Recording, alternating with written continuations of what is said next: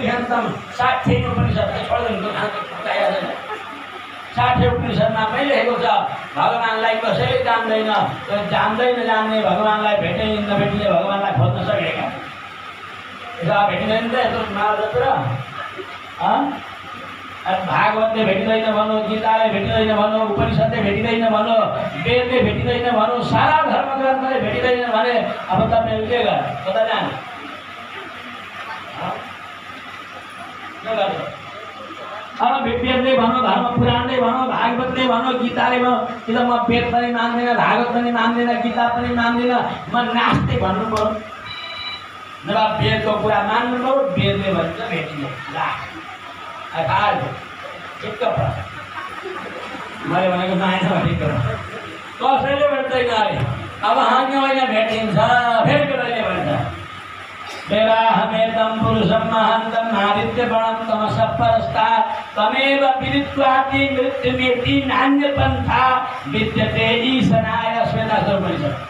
उसैलाई जानेपछि मात्रै मुक्ति हुन्छ जान्ने केले जान्ने यो आँखाले जान्दैन यो मायाले बनेको यो मुला यो पञ्चमहाभूत बनेको आँखा हो नाक यो दुर्गन्धले बनेको नाक हो यो मुख यही विषयको हात लिट्टी कटा तालुवा खान बनेको मुख हो यो छाला चमडा यो पृथ्वीको अंश हो यो शब्द आकाशको अंश हो यो शब्द आकाशको अंश हो होइन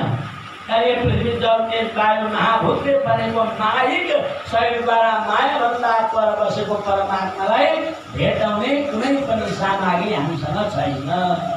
कुनै सामग्री छैन जब उसलाई भेट्ने सामग्री नै छैन भने हामीले भेट्छु भन्नु त्योभन्दा महामूर्ख संसारमा अर्को हुन्छ त्यसो भए भेट्ने भइएन बडा गाह्रो भयो भगवानले उपाय बताइदिनु भयो गीतामा अहम सर्वस्य प्रभव मत्त सर्वं प्रवर्तते एते मत्वा भजन्ते मां बुधा भाव समन्विता ल गीता अरु मच्चित्ता मग्गता प्राणा बोधयन्त परस्परं कथयन्तस्य मां नित्यं तुष्यन्ति च रमन्ति च येषां सततयुक्तानां भजतां प्रीतिपूर्वकं राधे राधे गीताले बाटो खोल्न पाउँछौ तर भजतां प्रीतिपूर्वकं प्रेमपूर्वक भजन गर यो माइक मनले माइक बुद्धिले माइक आँखाले माइक शरीरले पनि प्रेमले भजन गर प्रेमले अनि प्रेमले भजन गर्दा कसरी पाइन्छ त हजुर फेरि अर्को श्लोकमा भन्नुहुन्छ ददामि बुद्धियोगं तं येन मामुपयान्ति ते म तिमीलाई मेरो आँखा दिन्छु मलाई देख्नका लागि अनि मेरो नाक दिन्छु सुन्नका लागि मेरो कान दिन्छु सुन्नका लागि मेरो आफ्नो शरीर दिन्छु मलाई प्राप्ति राधे राधे राधे राधे ताले यो अहिले आमा बाका पेट मलमूत्रको थैलोबाट उत्पन्न भएको शरीरद्वारा भगवान पाइँदैन तर अलि भजन गर्दै गरेपछि संसारसँग वितृष्णा संसारसँग वैराग्य भगवानसँग प्रेम बढाउँदै गएपछि एक दिन भगवानले कृपा गर्नुहुन्छ कृपा गरेर के गर्नुहुन्छ भगवान आउनुहुन्न भगवानले आफ्नो आँखा हाम्रो आँखामा हालिदिनुहुन्छ उहाँको नाक हाम्रो नाकमा हालिदिनुहुन्छ उहाँको